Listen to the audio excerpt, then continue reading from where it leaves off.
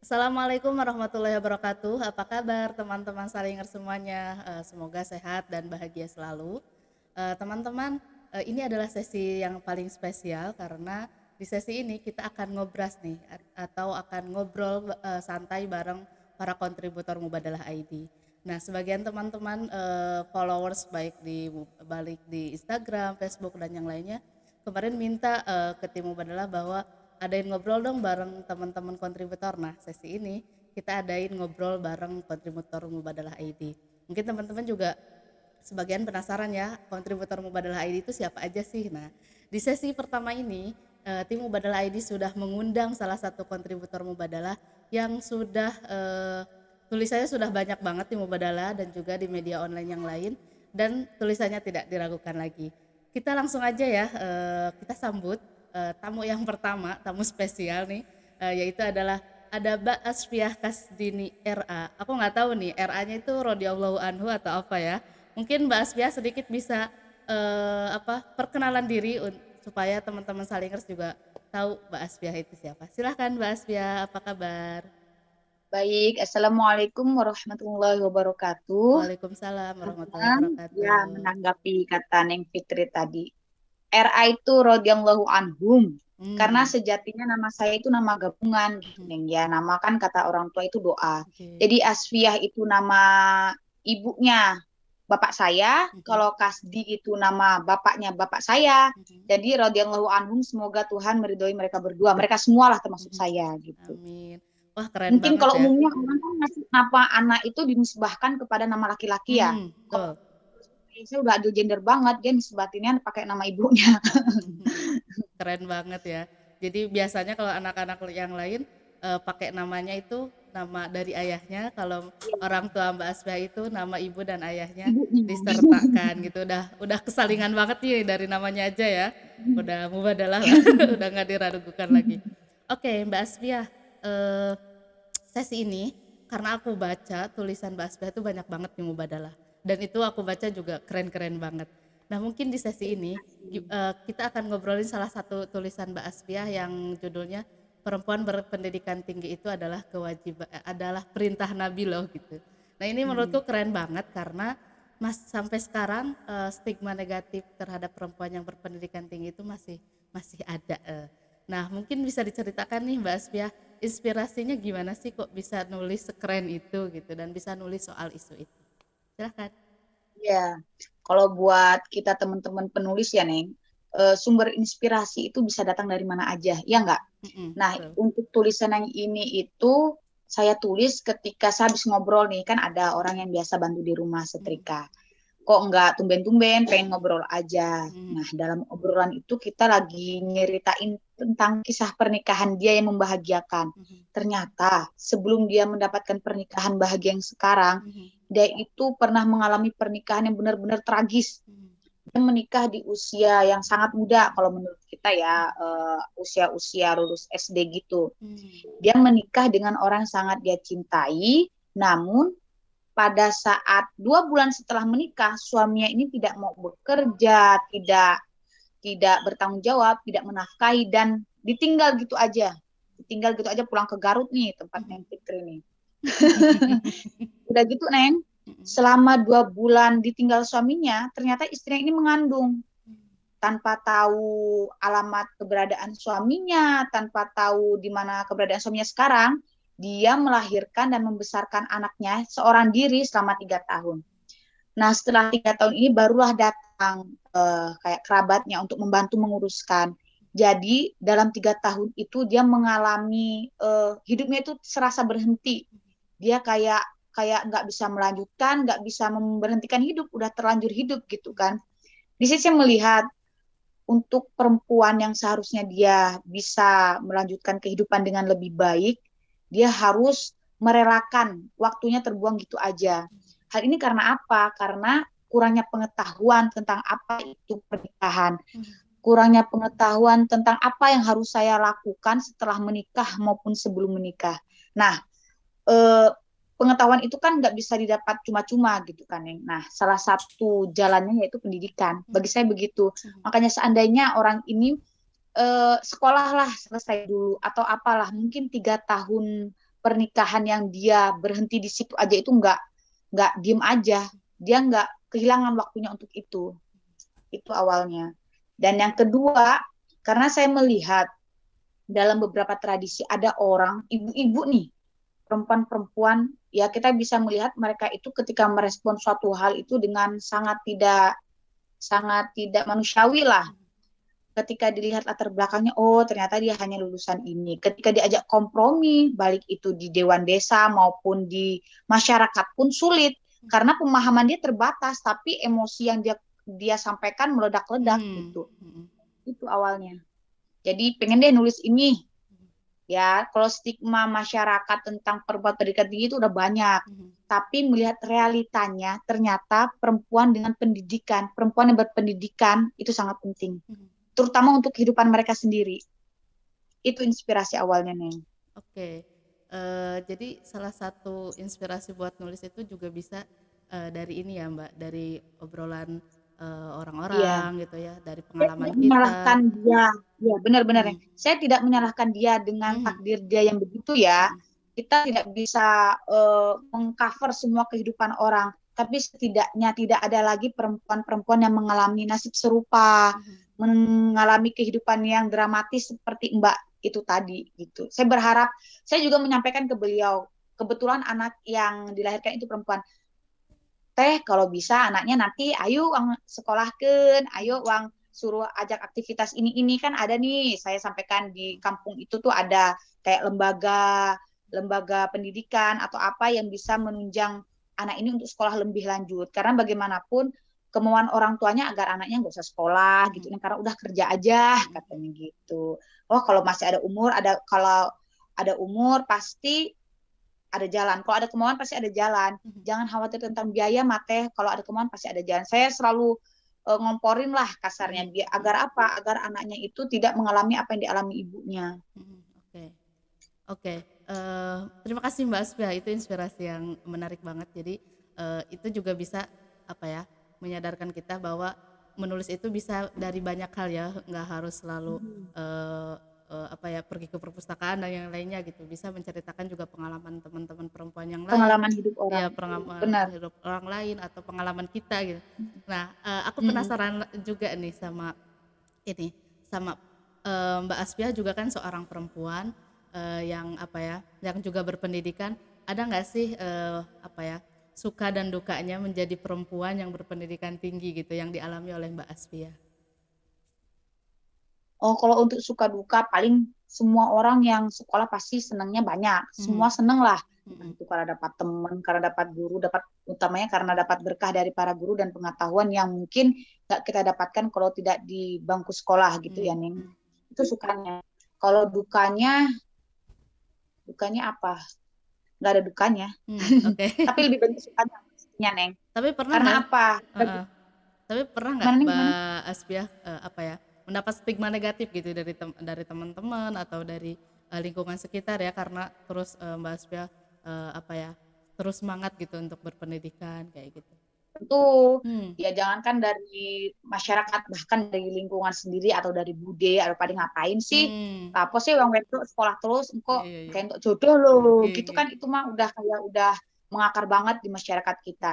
Tapi justru orang tua saya itu mungkin karena melihat anaknya perempuan semua, mereka ngelihat nih budaya di kita itu nggak adil banget nih buat perempuan. mmm, Nah, jalan keluar biar kita nggak selalu didiskriminasi, ya salah satunya lewat pendidikan. mhm, Setidaknya ketika perempuan itu sekolah, kamu nggak akan kamu walaupun kamu ditanya kapan nikah, kamu akan jawab nanti dulu masih sekolah gitu loh mhm, Neng, kata ayah mhm, saya mah gitu. mhm, Jadi kamu mhm, punya alasan jawaban ketika mhm, ditanya kapan nikah. oke. Itu alasan praktisnya.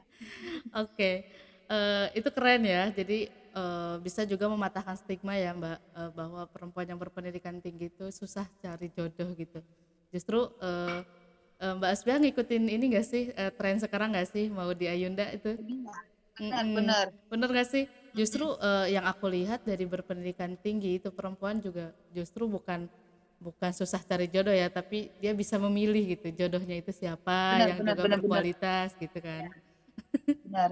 Ya, itu kan lagi rame tuh ya tentang Mm-mm, Maudi. Tapi ada mm-mm, benernya sih. mm-mm, Kayak hadis-hadis yang sering kita gunakan buat mm-mm, orang-orang gunakan untuk mematahkan perempuan. Katanya perempuan itu tercipta dari tulang rusuk mm-mm, laki-laki yang bengkok lah apalah mm-mm, itu ya. Sebenarnya kalau kita maknain pakai kasus ini bisa loh Neng. mm-mm, Maksudnya tulang rusuk itu kan nggak jauh ya dari badan. Dia itu mm-mm, menyatu dengan badan. Nah, kalau kita punya pendidikan yang tinggi, kita punya ruang lingkup relasi yang baik pula. Nah, mm-mm, kayak Neng Fitri aja. mm-mm. Apa sih jodoh Neng Fitri? Arul kan gitu kan. Iya. Itu dari siapa? Dari yang paling deket deh, dari tulang rusuknya. Saking apa? Saking deketnya. Ketika kita menciptakan ruang yang baik buat kita, disitulah jodoh hadir gitu. Mm-mm, Oh, saya sendiri juga sama. Si AA itu jodoh itu bukan orang yang tidak dikira-kira. mm-mm, Dia justru orang terdekat karena apa? Dijodohkan sama dosen mm-mm, gitu kan yang kebetulan tetangga mm-mm, gitu, Neng. Jadi jodoh jodoh maut dan rezeki itu kan udah ada yang ngatur. mm-mm. Tapi ikhtiar kita sejauh Hmm, apa untuk mendapatkan yang terbaik dari itu yang penting. iya, Kalaupun jodoh itu di tangan Tuhan, tapi mendapatkan yang bagaimana itu ikhtiar kita. iya Dan emang betul. benar mau di Ayunda itu bagian dari kita lah, Mm-mm. dari kita semua tentunya. Mm-mm. Termasuk Neng Fitri juga Iya, kan. iya. Jadi yang Jadi nggak mungkin, mm-mm, ya mm-mm. Gimana Mbak? tidak mung- tidak mungkin.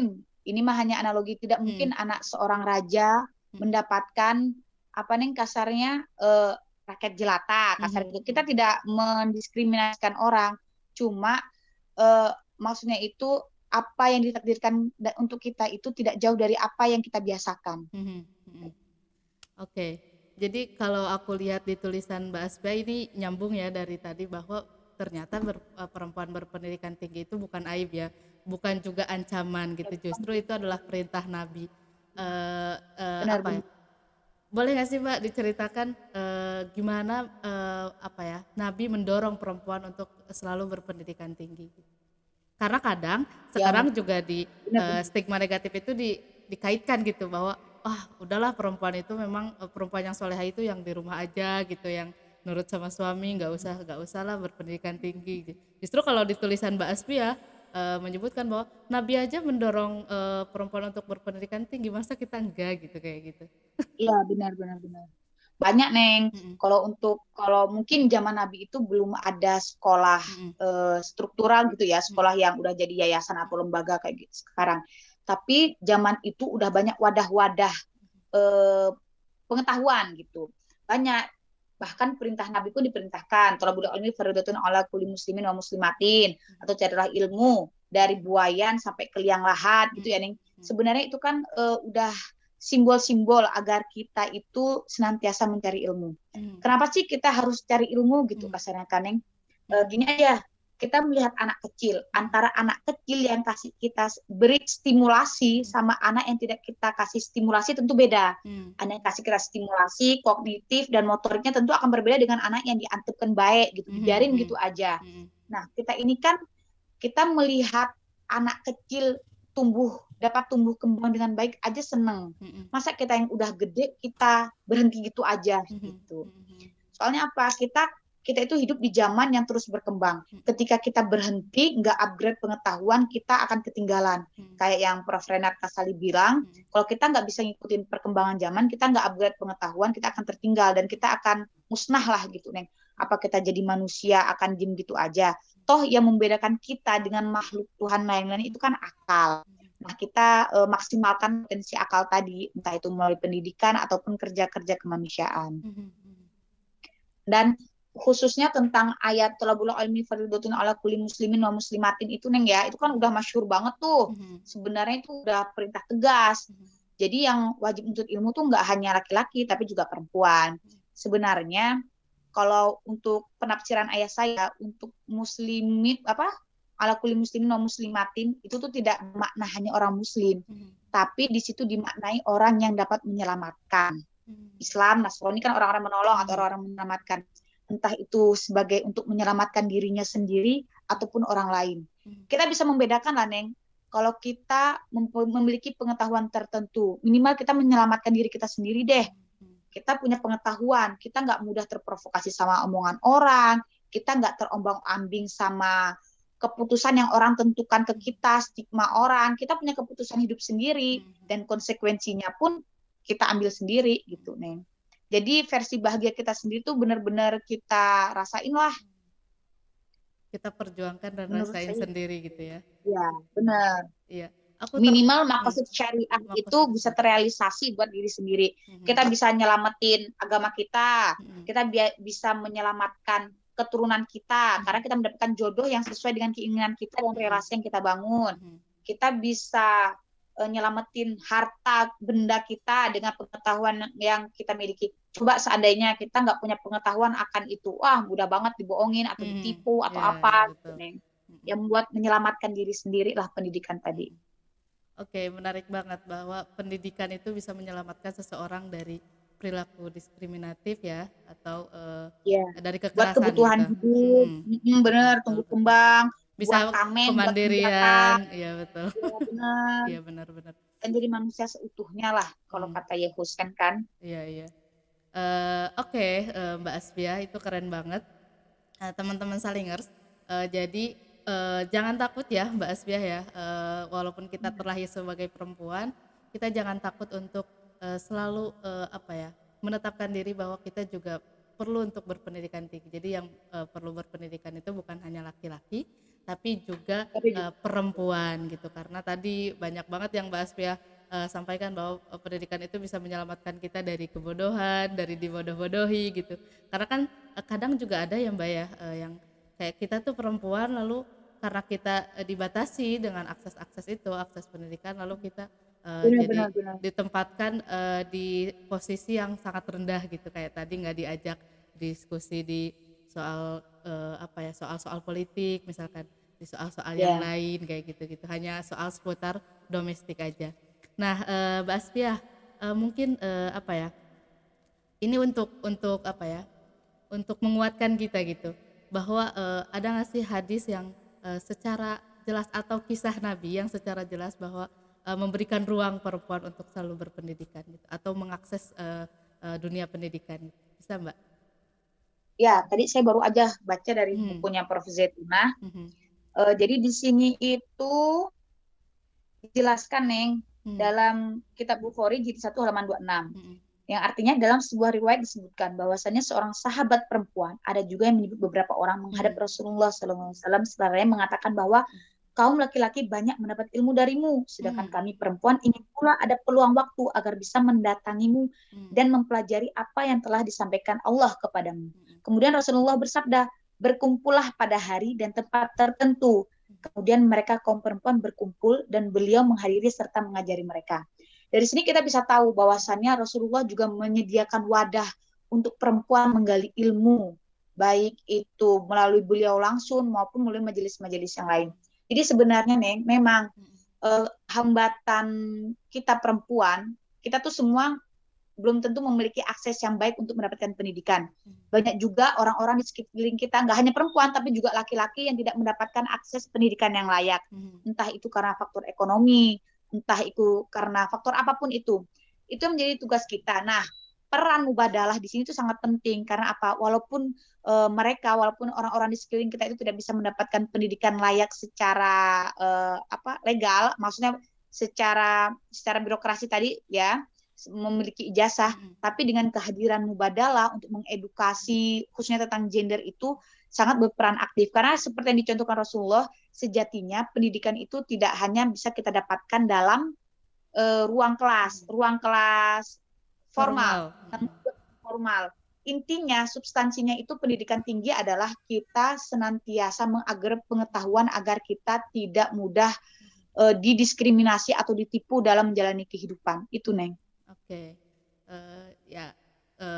betul banget. Jadi untuk mengakses pendidikan itu tidak hanya di bangku sekolah ya Mbak, tidak hanya benar. di bangku sekolah atau kuliah dan yang lainnya, tapi dengan mengakses pengetahuan seputar hal-hal positif, misalkan kayak tulisan Mbak Asfiah di Mubadalah ini, kalau dibaca oleh banyak teman-teman baik laki-laki dan perempuan, mungkin itu juga bisa ngasih pengetahuan ya Mbak, bahwa pendidikan itu memang sesuatu yang penting untuk didapatkan atau dilakukan oleh laki-laki dan perempuan.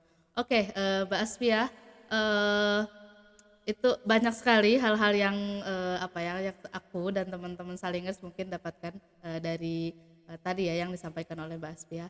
Oke, teman-teman, kalau teman-teman pengen baca apa ya, artikel lengkapnya, teman-teman bisa berkunjung ke website Mubadalah ID dan diklik di situ ada tulisan-tulisan Mbak Asvia, salah satunya adalah tulisan yang kita bahas apa ya, di sesi ini. Oke, Mbak Asvia, mungkin untuk yang terakhir bisa apa ya, kasih apa ya, sesuatu kata-kata atau closing statement untuk teman-teman baik itu perempuan atau laki-laki untuk selalu apa ya, mengakses pendidikan baik itu di dunia formal atau yang lainnya. Hmm. Ya, ya bagi teman-teman Salingers, jangan berhenti untuk belajar, jangan berhenti untuk menggali informasi-informasi yang dapat memberikan maslahat, terutama untuk diri kita sendiri maupun ke masyarakat lebih luas. Ya, untuk semua teman, baik itu laki-laki maupun perempuan, karena sejatinya kita semua adalah makhluk Tuhan yang Maha Esa. Terima kasih, Fitri. Oke, terima kasih Mbak Asvia atas waktunya sudah berbincang dengan kami dengan Mubadalah ID dan juga sudah mengupas ya tentang isi tulisannya. Tentu masih banyak yang harus kita sampaikan, tetapi nanti teman-teman bisa baca dulu tulisan lengkapnya. Lalu mungkin kalau ada pertanyaan bisa langsung ke apa ya, ke Instagram Mubadalah atau mungkin juga ke Instagramnya Mbak Asvia. Instagram Mbak Asvia apa ya? Instagram saya isinya mah tentang keseharian aja nih, itu mah album keluarga. Iya, nanti mungkin teman-teman Dan juga bisa Mubadalah ya. ya. Ya. Nanti teman-teman bisa berkunjung langsung dan bisa bertanya secara langsung baik lewat DM atau pun di kolom komentar YouTube dan yang lainnya. Oke, mungkin itu aja yang bisa kami bahas ya Mbak Asfiah ya. Terima kasih Ya, karena ini ngobrol terima santai. Jadi isinya memang yang santai-santai gitu ya Mbak Asfiah ya. kasih. Ya, ya. Ya betul. Itu teman-teman yang bisa kita obrolkan di sesi ini, di sesi ngobras bareng kontributor Mubadalah ID sesi pertama. Nanti nantikan juga sesi-sesi ngobras selanjutnya dengan para kontributor Mubadalah ID yang lainnya.